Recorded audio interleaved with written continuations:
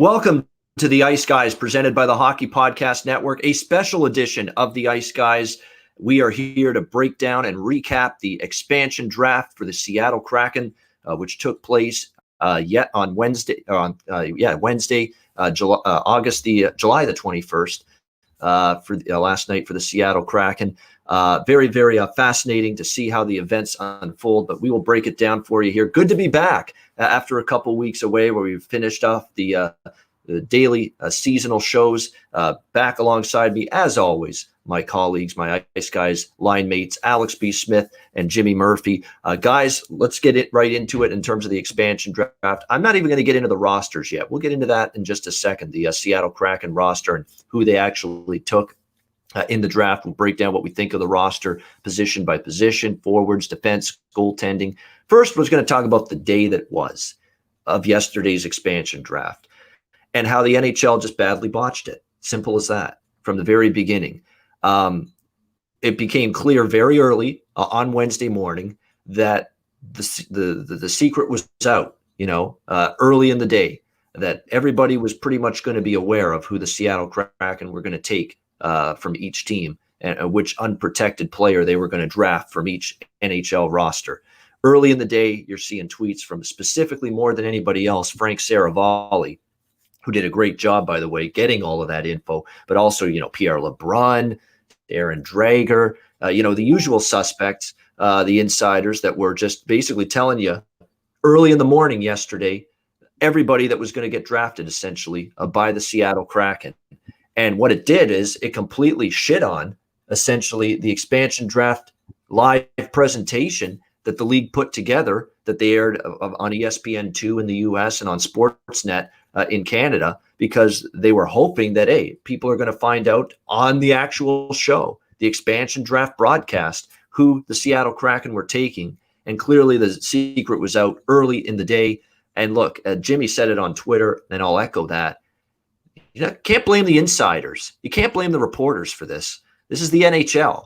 If you are that concerned about the secret getting out and everybody figuring out who the Seattle Kraken have drafted before the actual broadcast and the expansion draft presentation takes place, it's up to you to make sure you tell everybody, no leaks, everybody be quiet, don't tell anybody what you're doing, and keep it under, close to the vest right until the time of the expansion draft show, which was 8 p.m. Eastern, 5 p.m. Pacific. Simple as that.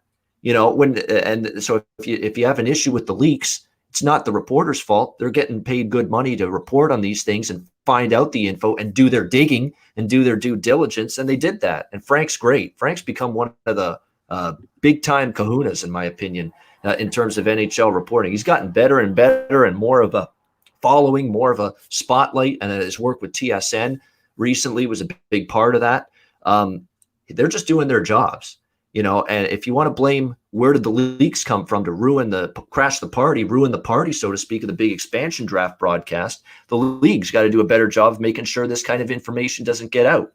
When people and homeowners have a literal leak, as in a leak in their roof, you know what I do? I don't say I blame it on the rain or the weather or the fact that we had a storm. No, I blame it on me. I didn't keep my roof in good shape. I didn't look after my house properly. That's the issue. You can't blame the rain. Can't blame that we got a bad storm or something. No, that's exactly it. That's the comparison I make here. It's the league that has, just like I got to take care of my roof to avoid a literal leak. The NHL has to make sure they keep everybody quiet and keep these draft selections under wraps. And they didn't do a job of that. So that was already bad enough. That basically the whole world knew by the time we hit the airwaves at 8 p.m. Eastern last night who the Seattle Kraken were taking from pretty much every team. And we thought that was bad enough for the kind of day the NHL had yesterday. And then I put on my television because I said, I'm still going to watch this. I like the secret's out. I know who they're going to take from all these teams, but I'm going to see how they do this, how they present it. Maybe we'll get some hard-hitting analysis from a bunch of hockey on-air personalities to break down the positions and the rosters. And we got anything bad but that. We got an absolutely disastrous presentation of the expansion draft. There's nothing else to say. I mean, you can start from the very beginning where Gary Bettman doesn't even know the name of the home arena. He calls it Climate Change Arena. right at the very beginning, which was just an awful gaffe by him. I'm overblowing it a little, but still, I mean, come on. Get the name of the arena right, Gary. Come on. Climate Pledge Arena, not Climate Change. But that's when I was like, uh-oh, is this going to be one of those shows? And then they introduced the host and the master of ceremonies, Chris Fowler, who I like. Now, Chris Fowler is a good guy, and he does a very good job with college football. And he and Dominic Moore were like the MCs of the show. But it's almost like Chris Fowler was reading off cue cards, and all the hockey knowledge he had in his brain was based on things he was reading off a card, essentially. It didn't seem like he was one of those guys connected with hockey, and he was not really giving you a whole lot of quality material and lines, and it seemed like he was a little bit lost when it came to talking about certain teams and certain players. And Dominic Moore, I thought, did a good job with NBC. It was not one of his good nights. He's botching guys in terms of he thinks defensemen are forwards. He thinks forwards are defensemen. He's mispronouncing a bunch of names. He's stammering and stuttering. I mean, it was not very good from their aspect. And then you've got all these cornball segments they're doing. They bring out Sean Kemp, who looks like he's, got a pot gut out to here with a terrible shirt that doesn't fit him.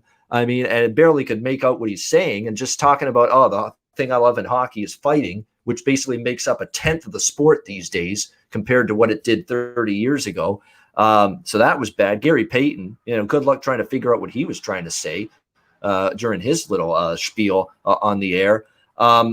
It was a mess, and you didn't get any analysis. You didn't get to say, I like this defense core. Oh, I like what they did here with the forward group. You didn't get any of that. You just got this popcorn, fluffy little presentation, trying to entertain, trying to look how fun this is, how entertaining this is.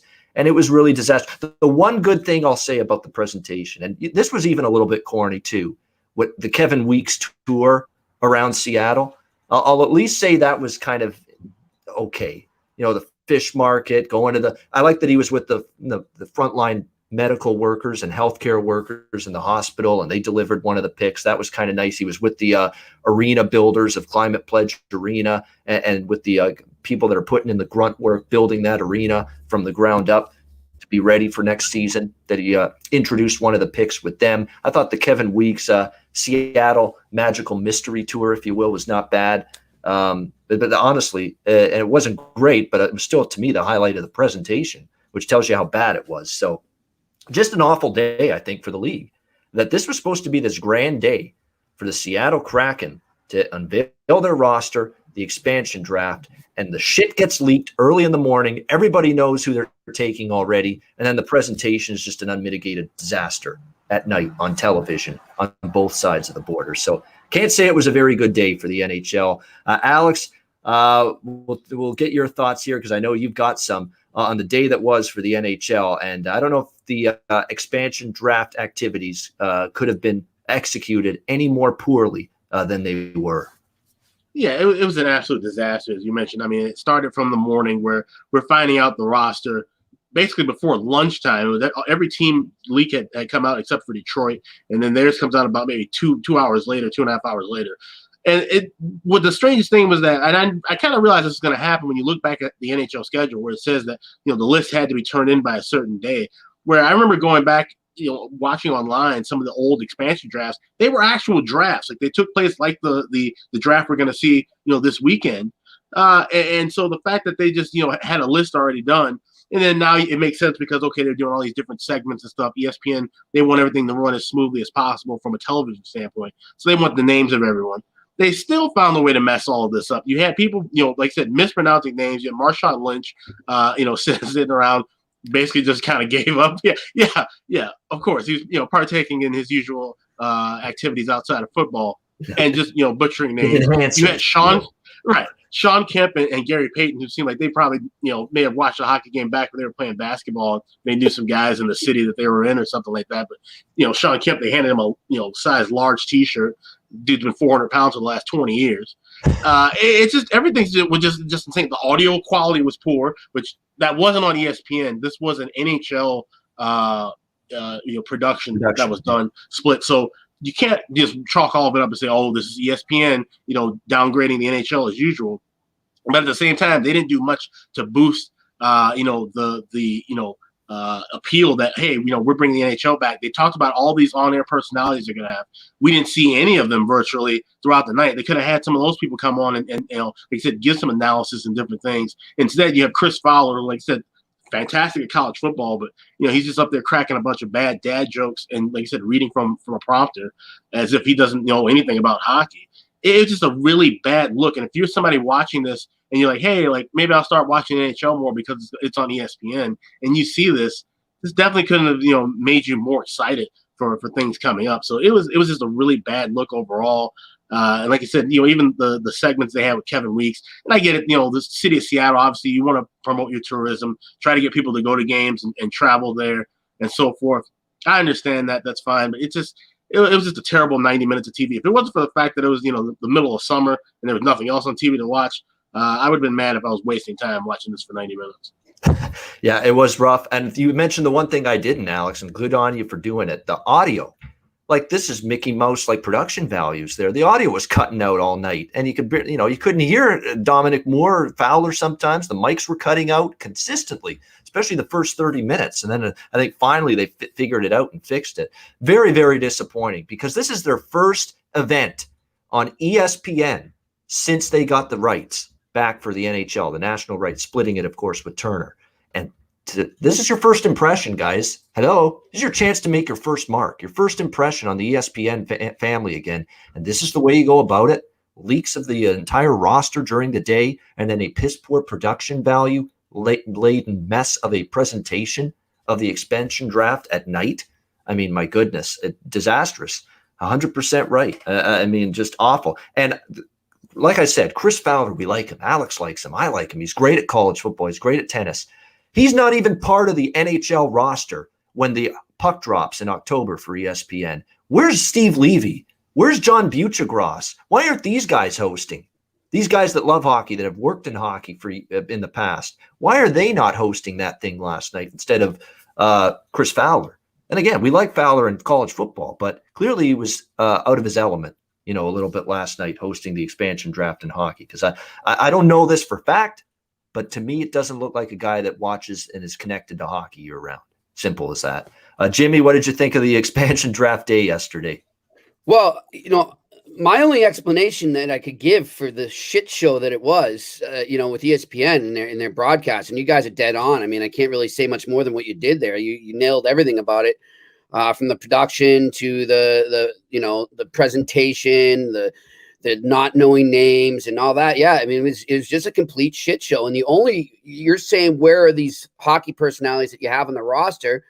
Well, I think, as always, it must be something about money. Maybe their new contracts for those particular roles with ESPN don't kick in until, say, August or September. And, ESPN said, well, we're not going to waste our money and throw any money into the contract we just signed with the NHL.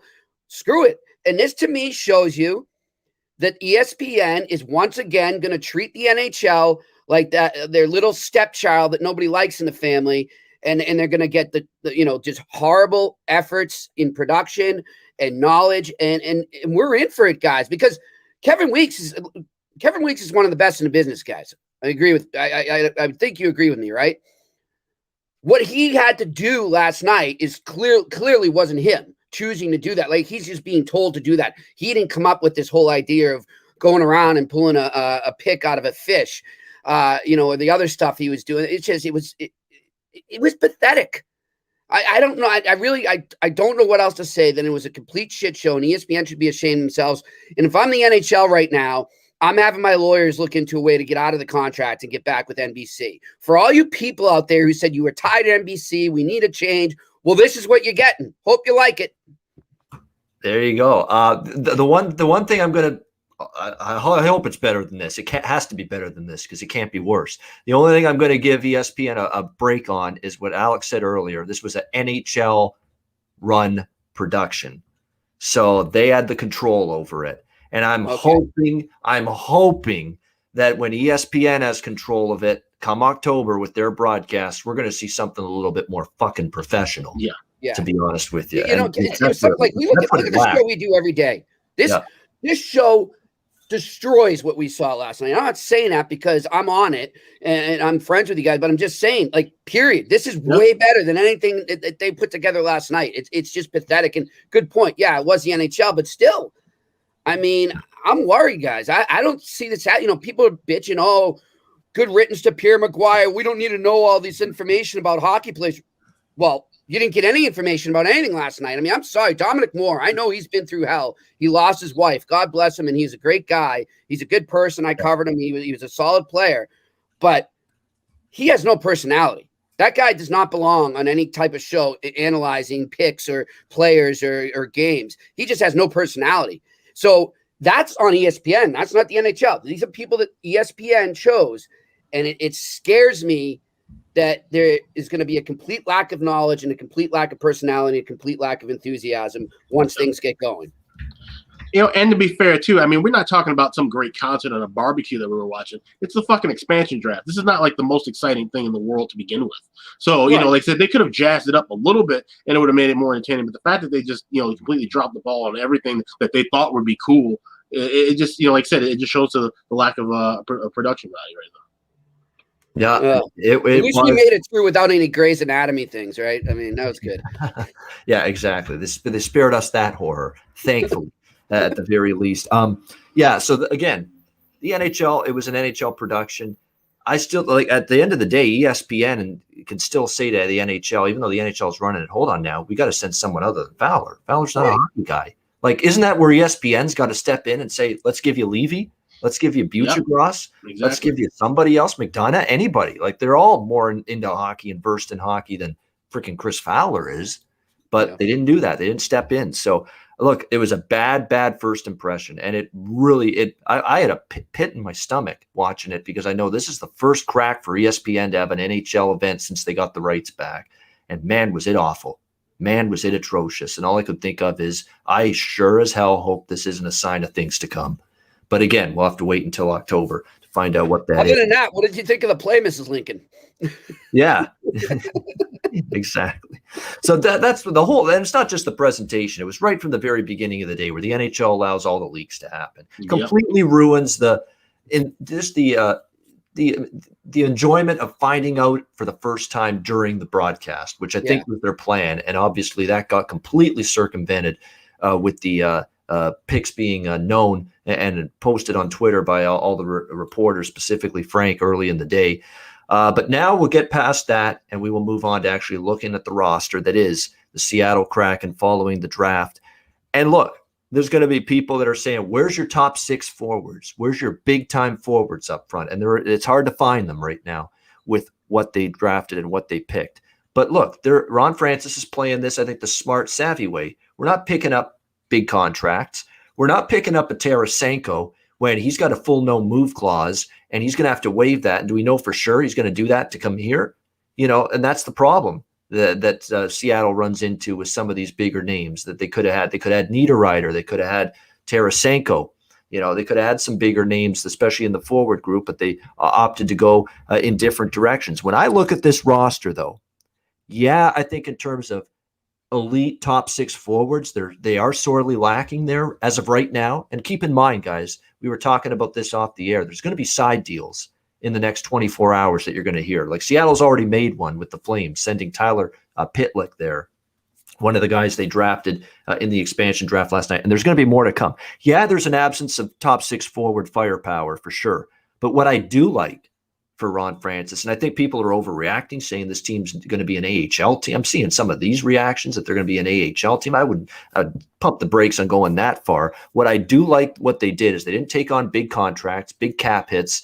And you look at the forwards they took and all the defensemen they took. Do you know what the common thread with all of them is? They are two-way players, all of these guys pretty much. They are both ends of the ice committed. Blackwell from the Rangers, McCann from the Penguins, and then was he with the Leafs for barely 24 hours? I guess not. He never played a game for the Leafs, so you really can't say he was with them. But Jared McCann from the Penguins, Brandon Tanev as well, another one, a two-way player. Yarncroke, he can be pretty good away from the puck in terms of that element of his game. Donskoy is very good offensively, good pick from the Avalanche, but also decent away from the puck. Eberle's gotten better in terms of play away from the puck, and we know he's a good finisher up front as well. He's one of the better top 6 group forwards that draft picks that they made. Certainly was Eberle. So I like Mason Appleton, a great two-way forward from the Winnipeg Jets. So that's been what I think Ron Francis focused on. I want guys that are going to play good defensively. I want forwards that are going to play both ends of the ice, that are going to back check. And as far as the defensemen are concerned, guys, that's where they really did well, I think, in last night's draft. You got Mark Giordano from the Calgary Flames. Yeah, I know he's not Giordano of 5 years ago. He's older now. You worry, can he stay healthy? But he can still be a really good blue liner, top 4 blue liner when he's healthy. He's going to give you automatic leadership right away from all those years in Calgary. Good pick there. You look at Jamie Oleksiak, a good defenseman in his own zone. Again, another good defenseman in his own zone, physical element. Vince Dunn of the St. Louis Blues, same thing. Lozon from the Boston Bruins, someone Jimmy Murphy knows quite well. Another example of that, Carson Soucy from the Minnesota Wild, Adam Larson from the Oilers, who was their best shutdown defenseman last year. Ron Francis has made this a team that, hey, you're gonna be in tough to score against us because we've got guys all over the ice that are committed to team defense, whether it's the forwards, whether it's the blue line. So I like that element of the way Ron Francis put this roster together for the Seattle Kraken in last night's expansion draft. Goaltending, Chris Driedger was excellent last year. There's no denying that. The question is he ready for an 82-game regular season bona fide number 1 type of performance in net for the Kraken? But they're going to take the shot with Chris Driedger. Of course, all the wonder and questions were flying for the last couple days. Would they or wouldn't they take Carey Price? And ultimately, they opted not to. I think it's pretty smart. A guy that's got major injury concerns. He's 35 years old. How much is he going to play next season? Huge cap hit as well. And Ron Francis ultimately said, don't want any part of that. But Driedger and Vanacek, a capable, solid 2 goalies there. Vanacek was very good for Washington when Samsonov was out much of last season. And Joey Decord coming off a serious injury, but lots of talent, lots of upside for him. They took him as their 3rd goalie from the Ottawa Senators. So overall, look, I think people were harsh, in grading this Seattle expansion draft roster. I'm not going to be as harsh. Yeah, they definitely have to work very, very heavily to get some top 6 offensive weapons on this roster. And I think with free agency next week, they will do that. But in terms of getting players that'll be tough to play against, that are be committed to defense, will this be a tough team to play against? I think when you look at it right now, they will be. They will be a very tough team to play against. You're going to have to work to beat the Seattle Kraken when you play them next season. And the Vancouver Canucks will find that out first, because it was announced that the first home game, I should say, for the Seattle Kraken will be the Vancouver Canucks in October. But I think they're going to be a very hardworking, competitive team. It's just going to be a question now of how much can Ron Francis work with getting a little bit more offense, getting more top 6 forward firepower between now and the regular season opener for the Kraken in October. Alex, what are your thoughts on the roster? Yeah, you make a great point about how, there's a lot of two-way players, a lot of solid, sturdy, defensive-minded players. I think the goaltending pickups were absolutely fantastic. He said, you need a 2-goalie tandem in this NHL nowadays, and they were able to get a really good one with Driedger and Vanacek. Like you said, Joey Decord, a lot of great upside, hoping that he's, rehabbed and healthy and ready to be either the 3rd goalie, or I'm sure he'll start wherever the AHL team will be for next season. So I think they did a great job there. But like you said, the lack of top 6 forwards, it means they have to try to, do some heavy lifting now in free agency. Otherwise, if this is the team going into the regular season, they're in some serious trouble, especially Yanni Gourde, who seems to be the best scorer right now on this team. He's going to be in IR. He's going to be out 4 months, rehabbing with a shoulder issue, they said. So you're already missing him. And he seemed like he was going to be kind of your leading scorer, at least one of your top 6 guys that you rely on. But now, he said, it's just 3 lines of basically, middle of the road guys who can play defense, back check, but there's no scoring right now. So you got to try to make an emphasis now on getting some scores quickly. Otherwise, like I said, especially when you're looking at this division, I get, okay, if you look at how the playoffs landed last year, teams were winning games 3-2. Defense was the imperative issue in those last 2 rounds of the postseason. But you're in the Western Conference, you're in the Pacific Division. Offense is what wins you games in that part of the conference. You have to be able to score night in, night out. You have to be able to get 3, 4, 5 goals on a given night. You can't rely. And like I said, you don't have the shutdown goaltending of an Anaheim or Tampa Bay. So you're going to have to build your team to at least get 3 or 4 goals every night. This is not the lineup to do that right now, but they have time to make some changes and some moves. But Calle Yarncroke, I think, is a great player who's going to fit in well. Curtis McDermott, defenseman, who I really like, big body, big size, guy who can throw hands as well. I think he'd be a good fit for that team, especially like I said, you're going to be battling, you're going to be hitting a lot, you're going to be playing with San Jose, Anaheim. I'm really excited to see what happens with them in Vancouver, because for people who don't know, Seattle and Vancouver, 2 cities, like just the people of the cities, they do not like each other one bit. So I'm sure that animosity, if it translates onto the ice, we're going to see some really good matchups with those 2 teams. So I'm looking forward to see what they're going to do, but they're going to have to make some moves. They can't just sit around with the lineup that they were able to draft last night.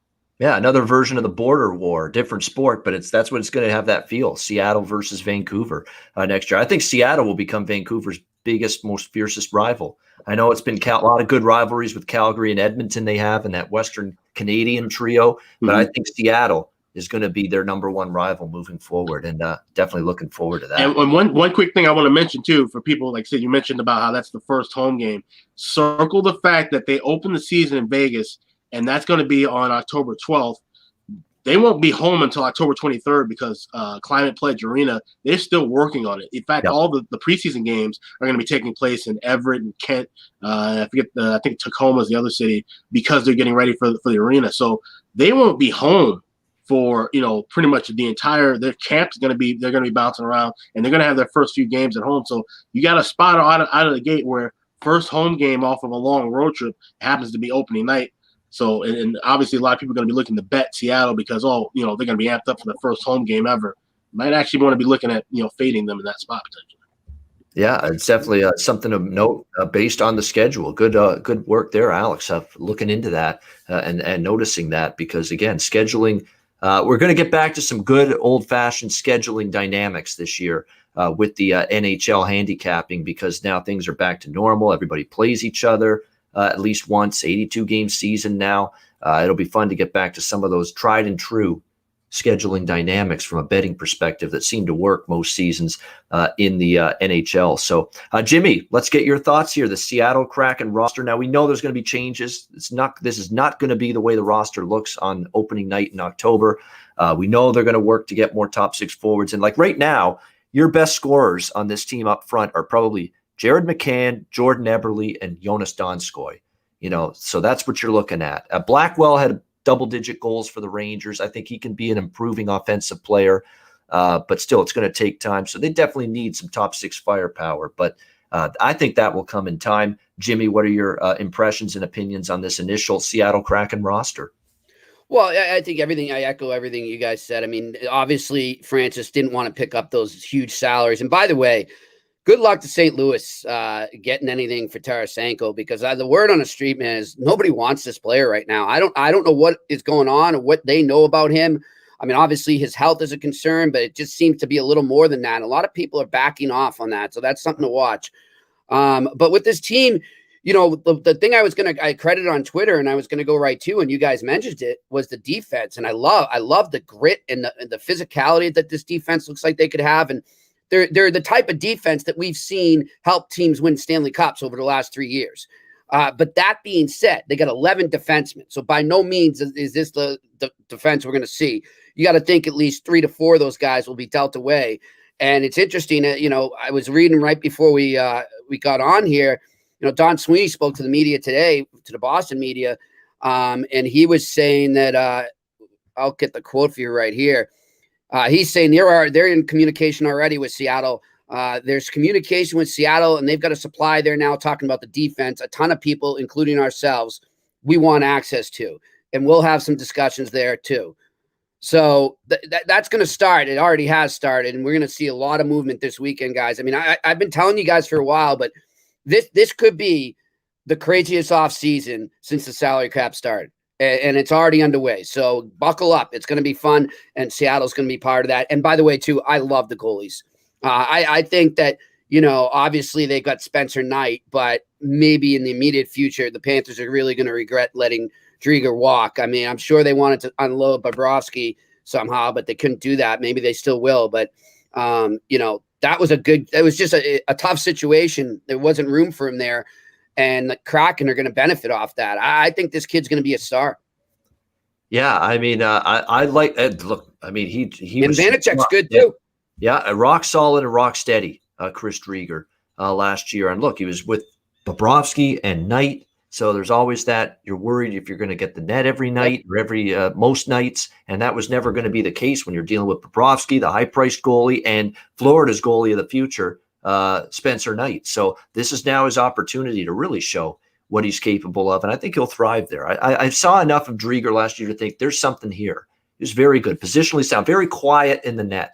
Everybody that analyzes goalies says that about the good ones. They're quiet in the net. They don't notice around a ton. They're just positionally sound, square to the shooter. He was like that a lot with a lot of the saves he made. And Vanacek, guys, I mean, I remember that series, the Bruins and the Capitals that I covered there, and I kept wondering, why are they just not riding Vanacek? I thought he played better than Samsonov. And Samsonov, I thought, might have been hurt too, but I mean, he's a good, solid future goalie for you too. He'll be a good backup. And Decord is a pretty solid prospect too. He's not close, I think, to being where he needs to be be a number one. I have a feeling maybe he's a trade chip and he gets moved before the season starts, but he's a good goalie as well. So, I mean, they're building from the net out, and that's the way to build a champion. And like we both said, or we all said, all three of us, they've got tons of cap space and they can enter free agency and they can go hit the trade market. So they'll fill out that roster with some good top six talent. And guys, for all those saying, somebody said they could be an AHL team. I remember a lot of people saying the same thing about the Vegas Golden Knights when they had their expansion draft. Yeah. I mean, I'm not going to sit here and try and say that I saw them going to the Stanley Cup. I don't think anybody did. So, people need to pay attention to history and go back and research that. McPhee built it pretty much the same way that Francis is doing it now. And then he added pieces after that. So you gotta have patience here. And I think this team's going to be very competitive, and good on you guys mentioning Vancouver there. I mean, the proximity for that rivalry to Prosper is awesome. I mean, it's only like about a 2-hour ride up to Vancouver. I've done it before, as I told you guys the day after the Bruins won the Stanley Cup. But I think it's going to be a cool rivalry. I can't wait to go cover a game out there. No doubt. It's going to be a great rivalry. And I'll say this too. You're right about just all of a sudden saying this looks like an AHL team, because look, Vegas, when they drafted their players, Marcia So, Riley Smith, and these were guys that were not fully, I think the players they are now. They needed that Vegas experience, and they were collectively fueled by other teams saying, we're going to leave you unprotected, and you can get taken by Vegas. And that's going to be the thing that you watch for here with Seattle. Motivated forwards and blue liners that weren't protected by their former teams. And now here they are working their asses off to prove something to everybody. They're good NHL players. So that could take you a long way. Again, I don't expect Stanley Cup final again in the first year like Vegas. But they're clearly, by the way, and I want to bring this up, the betting markets seem to think there's some upside for Seattle, because I'm starting to notice this team is inching their way up the futures board for next season as we speak. They're now 40-1 in most spots, the Seattle Kraken to win the Stanley Cup. Remember, they were 60-70-1, just a month or two ago. So you are all of a sudden seeing some people betting this Seattle Kraken team from a future standpoint. And I think there's some of that resonating in the back of their minds that we saw Vegas get to the Stanley Cup final in their first season, that lightning and magic can strike again here for the Kraken. But it's very interesting to see just how much they've moved up the futures board and the odds board for the Stanley Cup next season. Yeah, I think there's two reasons for that. One being, you're going to have people that, like you said, because of what they saw with Vegas happen the last time around, they're going to just take a shot and have a Seattle ticket You're gonna have Seattle fans that are just have a souvenir ticket. We saw that happen with Vegas. That get a ticket, literally frame it on the wall. But also the books are protecting themselves because hey, they don't want to be in the same position they were with Vegas, where they had them as high as some places 300-1. At some books and some places offshore at one point in time. So you're never going to see the books, price a expansion team in any sport for that matter that high again because of what happened with Vegas. So I think both sides of the fence, the bettors and the books, are looking at it from that way of like, let's not have a repeat of Vegas. Let's protect ourselves accordingly and adjust accordingly. But at the same time, you look at the Superbook out in Vegas and Colorado, they posted a line for that first game against Vegas. Vegas minus 275 with a total of 5.5. So they're telling you, hey, right now, obviously, like I said, that line's going to definitely change. I'd probably grab Seattle right now, honestly, at plus 245 because there's no way they're going to be that bad of a lineup come opening night. They're going to have to make some, changes and improvements like we talked about. They're going to be a better team, and that line's probably going to shake out to where Vegas will be, minus 170, 180 once we get closer to opening night. Yeah, definitely the protection of significant liability against, a Seattle run that would rival what Vegas did. You're not going to get that steal of a price you got with Vegas. I mean, that's the one thing. They clearly adjusted the opening odds for Seattle to win the Stanley Cup compared to what you were able to get with Vegas prior to their first season. They don't want that disaster on their hands again. So that's definitely been a significant adjustment in the futures price for Seattle going into their first season to win the Stanley Cup compared to what it was for the Vegas Golden Knights. No question about that. Before we wrap up the show, a couple of news items, and a lot of them are Bruins related since we got Jimmy with us, our resident Bruins I think reporter. I know what you're talking. I just saw Taylor Hall looks like he's just about to sign and return to the Boston Bruins. It looks like it's just going to be hammered out and finalized within the next, maybe even later today or tomorrow at the latest is what we're looking at with that. I'll let Jimmy talk about that in a second. And another Bruins item and this was announced a couple weeks ago, because we always gave this guy love on our show for, being a better and a more impactful defenseman than I think a lot of people thought of him. And he just announced his retirement a couple weeks ago, Kevin Miller of the Boston Bruins. So we wanted to tip of the cap to him and all the best in retirement. And look, I know a lot of people took him for granted. The people on the Ice Guys show right here did not. He was always a very, very good stay-at-home, solid, sturdy, physical, tough defenseman for this team. Had a nice career with the Bruins and certainly wish him well in retirement. And the other item being Taylor Hall. And Jimmy, I'll actually let you talk about your old friend Pierre Maguire, because we have not been on the show since he was named to the Ottawa Senators, helping alongside Pierre Dorion and the management team there as senior VP of player development for the Ottawa Senators. I know you've got great faith and confidence in Pierre and deserving of that role. So talk about some of those things. Yeah, I mean, congratulations to Pierre. I've spoken to him a couple times since it happened. He's over the, he's over the moon. He's so psyched to be back in the game, and I think he'll do great. I mean, a lot of people are saying, "Oh, how can a guy that's been in TV for 15 years jump back in to hockey management?" Well, as Pierre said to me, people forget I had access that no other GM had. Sitting between those benches on ice level, seeing the game at ice level, hearing things, networking with coaches and players and then GMs down in the dressing room nonstop. He probably has a better relationship with some players and GMs and scouts than Pierre Dorion does because he was just around it more constantly. A lot of Pierre's, a GM's work is done on the phone. And especially in this day and age with what we went through with COVID, everything was, through the phone or Zoom. And so there's Pierre with access that they never had and never will had. So I just think it's, people need to step back before they start to jump the gun and criticize a move there, because I think it's a great hire. I don't like Melnick too much, but I'll give him credit where it's due. I think this is a very smart hire. And then I also have to say, I know they all poo-pooed it, but, Pierre Dorion doesn't have a contract yet. So it's just interesting timing on that as well. So we'll see what happens in Ottawa. And like we've been saying here, guys, we've been pushing this team. Maybe now people are going to start to see. I think it's coming this summer with some moves they're about to make.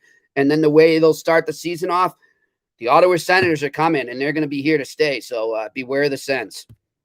Yeah, an Ottawa Senators team that I think if there was one more month left in the regular season last year, they might have made the playoffs.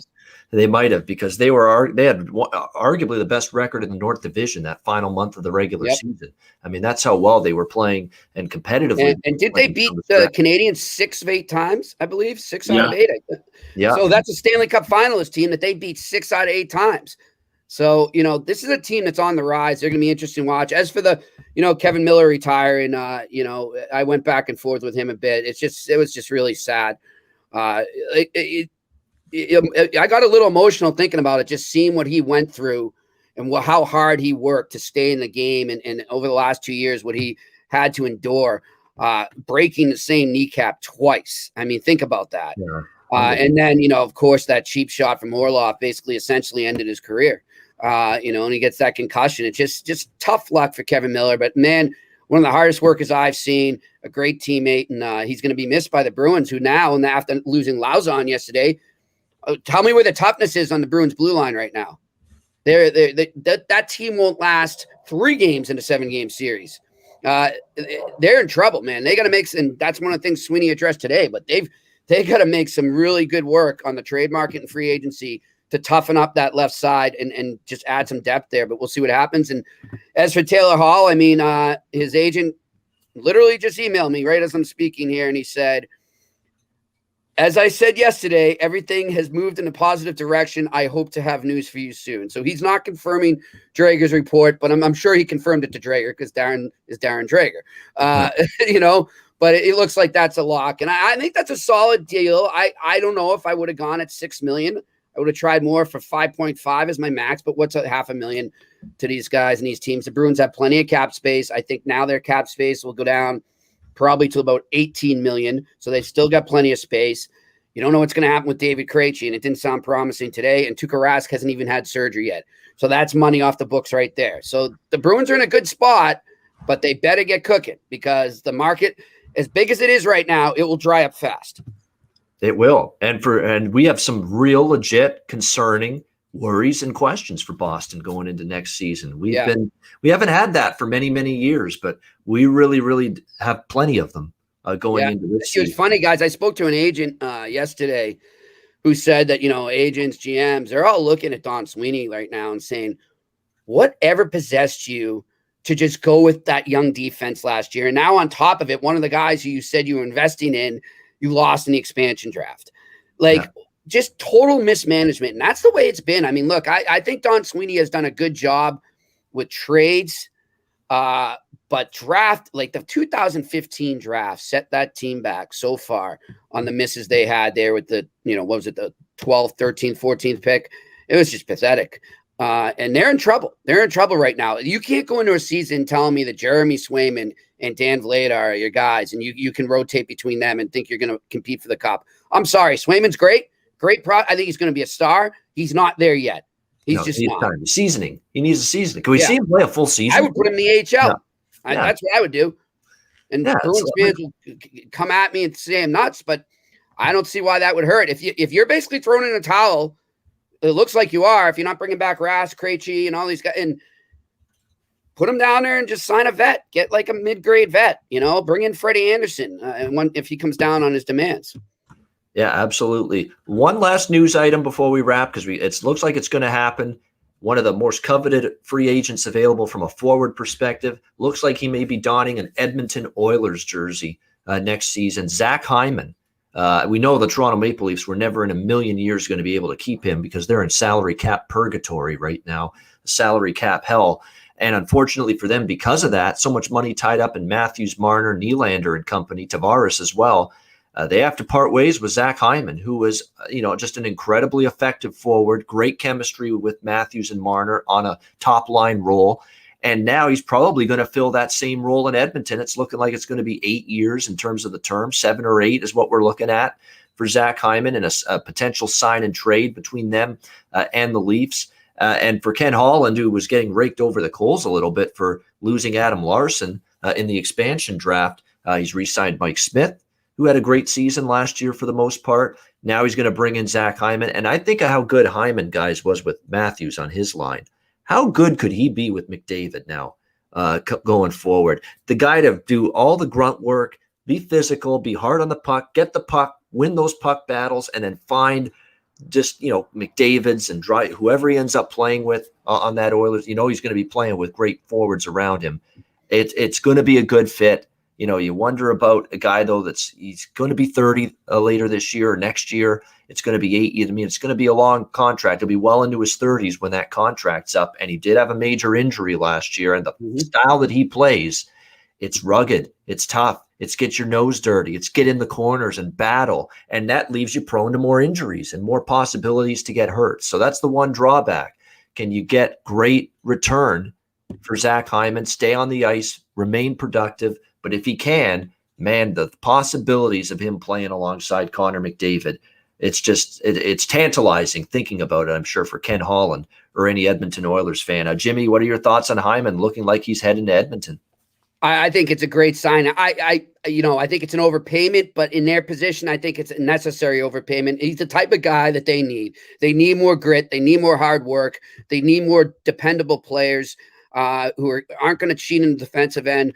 I think this is a good quality signing. Will bring a lot of character to that dressing room. So good on the Oilers.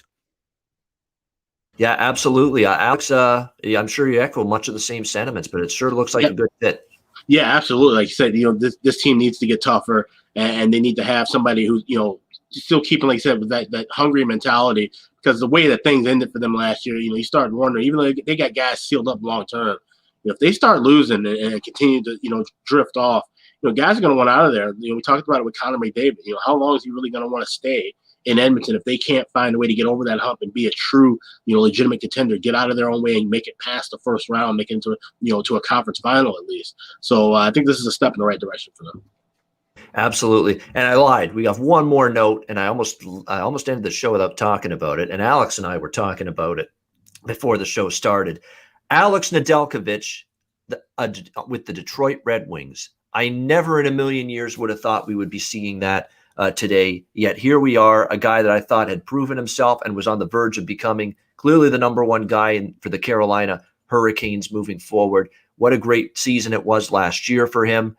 And I don't know, maybe they're higher on Mrazek and Reimer than him, which is ludicrous if they are, because Mrazek's older. He's had some injuries. This guy's young. He's just about to realize his prime. I don't think it's anything to do with they didn't think he was as good as Mrazek or Reimer. This is being cheap. This is having financial issues. This is not being able to pay him the $3.5 million average per year money that he was asking for. And all of a sudden, now Alex Nedeljkovic, a member of the Detroit Red Wings. And yeah, he's probably in Detroit because Carolina's got financial issues themselves. They're not thriving in terms of the financial health of the franchise, as Tom Dundon and that ownership group would lead you to believe. But nevertheless, maybe Yzerman, just this fell into his lap. But nevertheless, you got to credit Steve Yzerman for going out there, getting Nedeljkovic, who is going to be his number one goalie of the future. They've got their guy now in net. And look out for the Detroit Red Wings. Steve Yzerman is building it slowly but surely. This team's going to be on the rise and going to be a factor again. Maybe not this year. I think there's still going to be some growing pains, but I think they'll be more competitive. I think they'll be kind of like Ottawa was last year.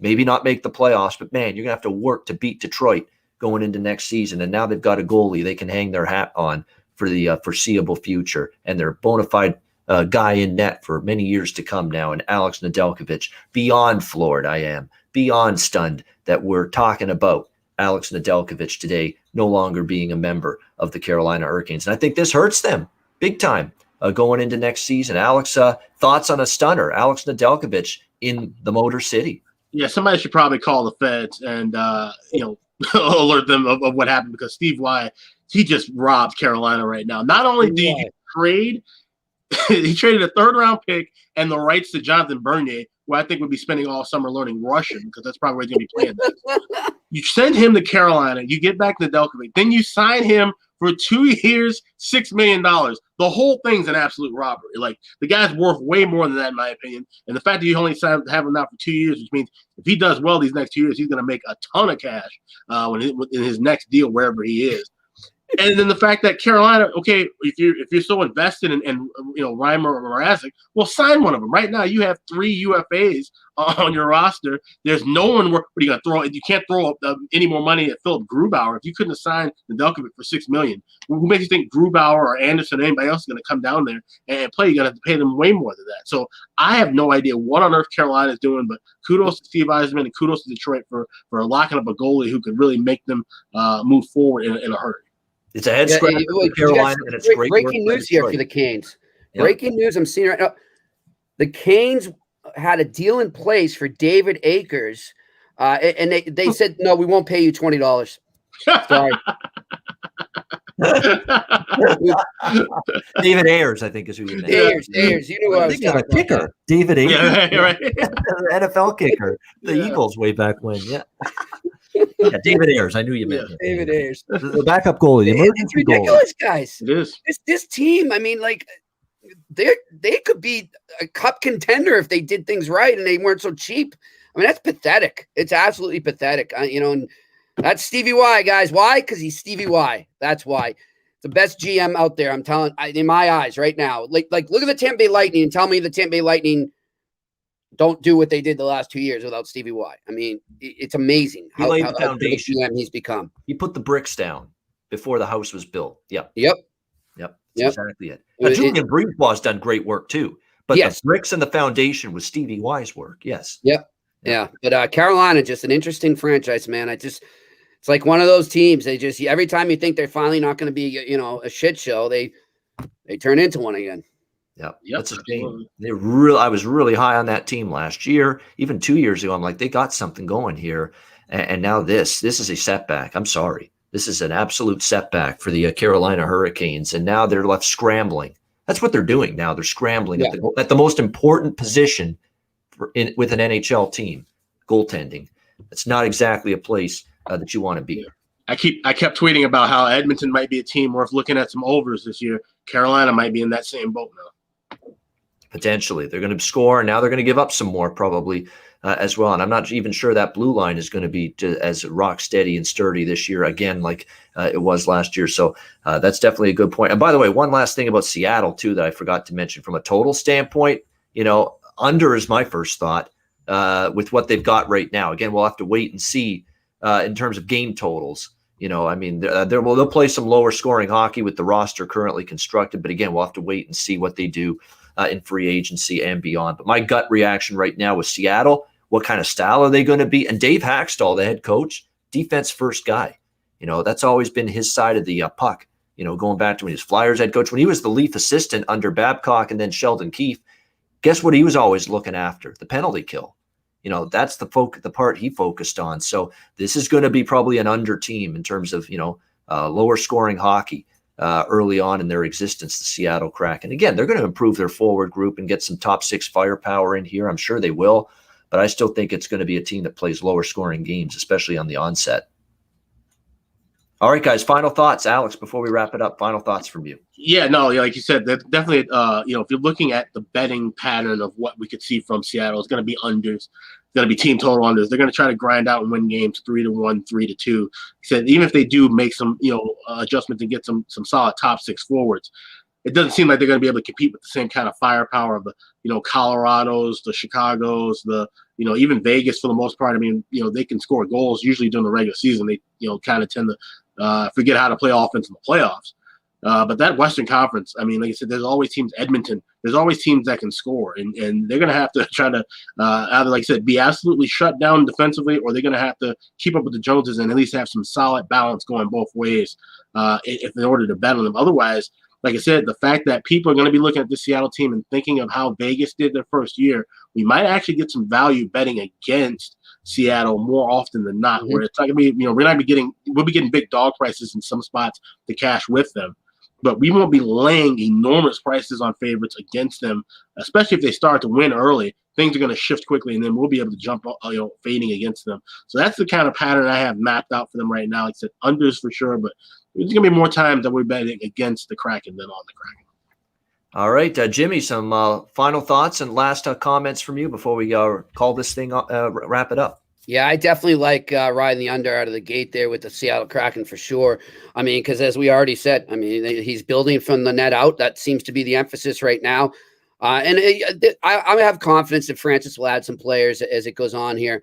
But, in terms overall, just the team, looking at the team as well, I'm just, it's interesting when I talk to scouts, I talk to people in the game, what their assessment is of how this team is being constructed. And they say, we don't know if Ron Francis is really, he wants to win. Obviously, he wants to make a splash in his first year, and he wants to be competitive, but they don't think he's like going to go all out. I mean, think about what Vegas has done since they've been in the league. They're always in the mix for the big name players in free agency. They're always pulling off blockbuster trades. That's their MO, right? I think Ron Francis is going to be a lot quieter, a lot more calculated.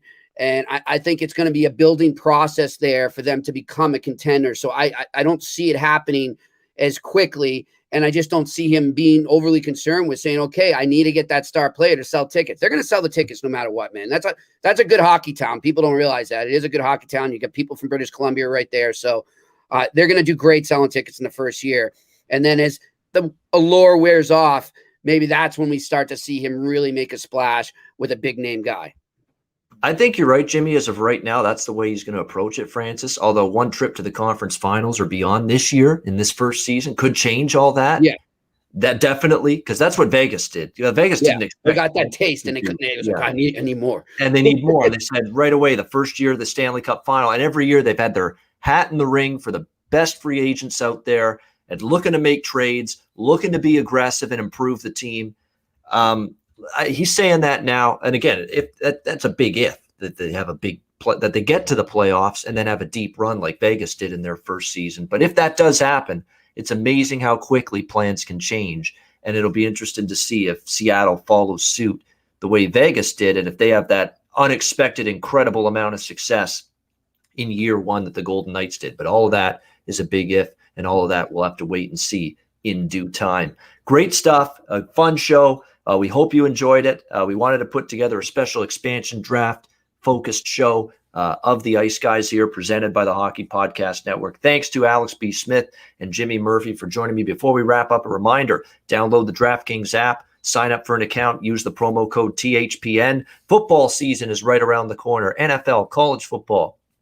Don't sleep on my beloved CFL either. All of it right around the corner. Hockey will be back in October. Great time to sign up for DraftKings. Download the app. When you do, you'll get bet boosts, deposit bonuses, weekly specials, and weekly incentives. So download the DraftKings app, sign up for an account, use the promo code THPN. That'll wrap up this edition of the Ice Guys. For Alex B. Smith and Jimmy Murphy, I'm Ian Cameron. We will be back with a free agency recap show first week of August.